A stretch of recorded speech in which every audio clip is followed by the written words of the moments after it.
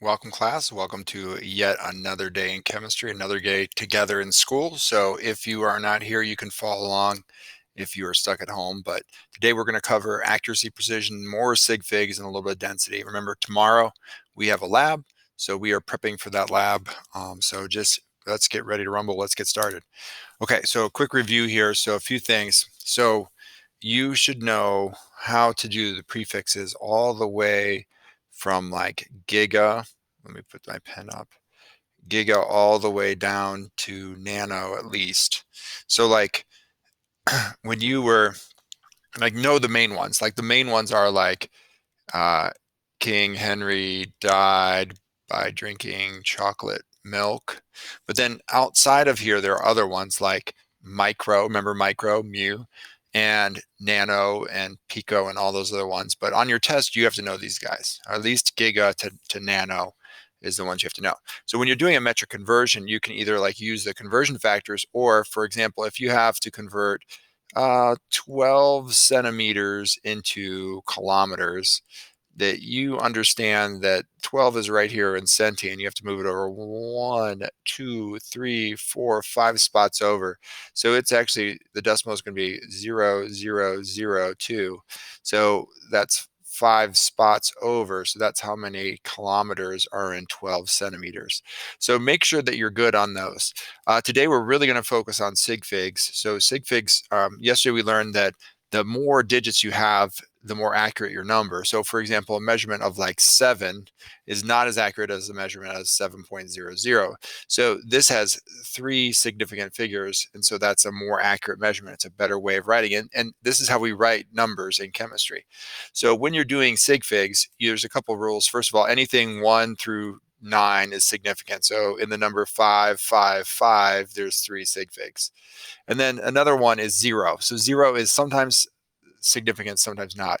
If there's a decimal point, the 0 becomes significant. So this would have 2 sig figs.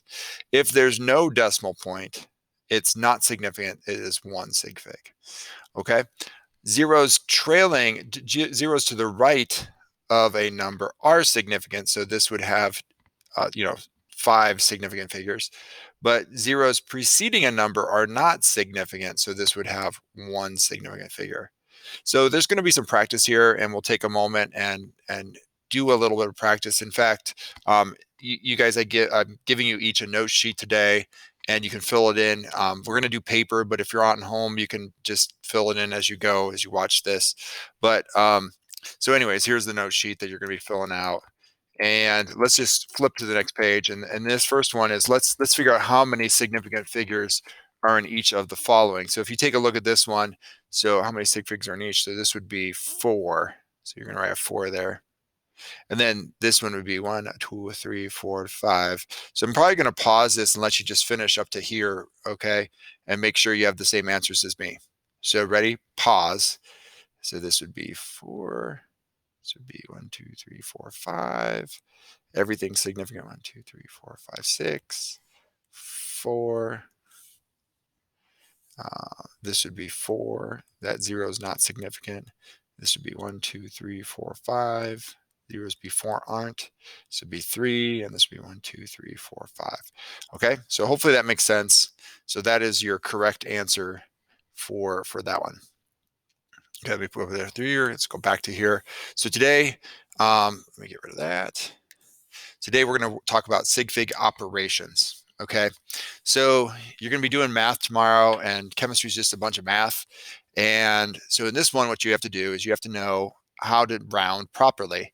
So when you multiply and divide, you have to limit and round, and the word here is the least number of sig figs. All right, so what you have to do is you're going to take 3.5, which has 2 significant figures, times this number, which has 4 significant figures, and you're going to get this, which has 4 significant figures. But you're only allowed to keep 2 because you're limited to the least number that you have. So you're going to take this, and you keep 2, and you look, do I round 3 up?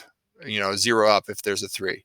So nope, it has to be greater than 5. So this is your answer. Okay. And then when adding, subtracting, limit it and round to the least number of decimal places. So both are least, but the difference is this is least total number of sig figs and this is decimal places. So does everybody see it? This is your problem. You're going to add it all up and you have one decimal place, you have two decimal places, you have a bunch of decimal places. And you can only, this is the answer if you plug it in your calculator, but you could only keep one because you're limited to your least number of decimal places. So let's go back to that little worksheet that we kind of started here. Let's try a couple here. Okay, let's go back. I'm going to scroll down. I pushed the wrong button. Okay, so these are the Sig Fig operations. So take a look at this. I'm going to punch this in my trusty calculator. Remember, you need one of these for my class. So the first one is 1.421 plus 0.4372. Okay, so you get, I'm just going to write it down here. You get 1.8582. But I can only keep, do you see how this has 3 decimal places? I can only keep these 3. So, and I don't round up, so it's 1.858 is my answer. Okay. Now, that's how you do those. Let me go down here. Let me get rid of this for a second and go down. Take a look at this. This is multiplying. All right. So when you multiply, you round to your least number of decimal places. So 4.23 times 2.61 gives you a bunch of numbers. It's like, let me come back here. So it's 110.403. And you can only keep 3 significant figures. So you would do 110 and put a decimal point there. If you don't put a decimal point, you'd only have 2 sig figs. Okay, so we're going to practice a little bit. So you guys try some of these and we'll come back together and try them. If you're at home, do them on your own and we can check the work later. Okay, so so that's the Sig Fig operation practice I was talking about. Now, finally, there's accuracy and precision. So when you're in lab, especially tomorrow, when you start doing actual measurements and you're trying to do real science, like you want to try to be careful on how you measure. You estimate a digit, you compare, you try to obtain valid data and do real science. And when you do real science, there's something that we can measure how good you did by your accuracy. So accuracy is hitting the mark. Okay, so if you're an accurate free throw shooter, you're making it. If you're an accurate shot with a gun, you're hitting the target. If you're, an accurate golfer, it's close to the hole each time. So the idea is that you're hitting the mark. So in lab, an accurate result means that you are close to some, we call this, it's called an accepted value. Okay, so accepted or theoretical value. So the accepted value is done by someone that's much better than you, and your answer, if you're accurate, is really, really close to it. Think of it like your target. This is your target, and you're aiming for that. Now, precision, and if you've ever been in a science class, sometimes you do many, many trials. So precision is getting a consistent data. Okay, so for example, for this person, they were both accurate and precise because all their data was hitting the mark and they were consistent. But in this one, they were definitely consistent. And in fact, I just had a lab with another group of students and they were consistently wrong each time. And we talked about it, but precision is being consistent. Accuracy is hitting the mark. So they're precise, but not accurate. This one, all right, so they hit the mark one time. Okay, so they have high accuracy because they hit the mark. And then they're low precise because they're kind of all over the place. And this is like, oh my gosh, maybe this is your lab partner. They're just all over the place all the time. They're not accurate nor precise. So understanding those is important. Ah, the bell. Okay, we're almost done. Now we measure accuracy by this formula. So it's percent error. So percent error is experimental minus theoretical over theoretical and then absolute value times 100. I will sometimes write it like this. Everybody, I'll write it like this. So I'll write A, which is the accepted or theoretical, minus E, which is the experimental, which is yours, over A, which is the theoretical. Accepted is the same thing as theoretical, times 100. Okay, and this is our measure. And our rule is that you're okay if you're like 10% off. You're really good if you're less than 5% off. Okay, so keep that in mind when we do. We'll have like contests throughout the year, and your error determines whether or not you win. Okay, so we're going to go back to this little thing that we've worked on, and we are going to try a percent error one on here. So there's a couple, and we'll do some. Okay, so for this, you're going to take, so So the estimated one, this is their estimate right here. So this is like their experimental. So it's 250 minus 240. This is the actual. Okay, so it's like actual theoretical. It's the difference between the two. And then over the actual or accepted times 100.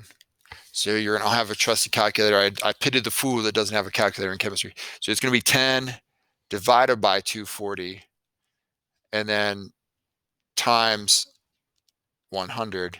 And you're going to get 4.2%. And now, like, depending on how you set it up, you could end up with negative 4.2%. But remember, this is absolute value. So you still end up with 4.2%. So just if you get a negative number, just make it positive. Okay, so we're going to practice these type of calculations. We're going to do a bunch of these tomorrow. Just remember, it is accepted minus experimental over accepted times 100. And the accepted answer is, this is your right answer. You could write it like theoretical or whatever, but I think accepted makes more sense to me because this is what everybody agrees with on that. All right, so we're almost done. So you're going to practice these things together. We'll stop, we'll pause, we'll see how this works. The last one is density. So density is a derived unit. You did this freshman year, you've done it several times. So density is found by using this formula, D equals mass over V, or if you're really into this, you could even do this little pyramid thing that they teach you in freshman science, if you remember that. So it's like dVm over V. And what you do is you basically just plug and chug into this thing. Now, what a derived unit is it's something that takes more than one unit to describe it. So to describe density, you both need grams and milliliters. So these are things that are derived units or things like that. Okay, so ready? Let's plug this in and solve this out. So we know the mass is 175 grams. And we know that the density is 13.6. And we're going to be solving for V, or X if you want to use X.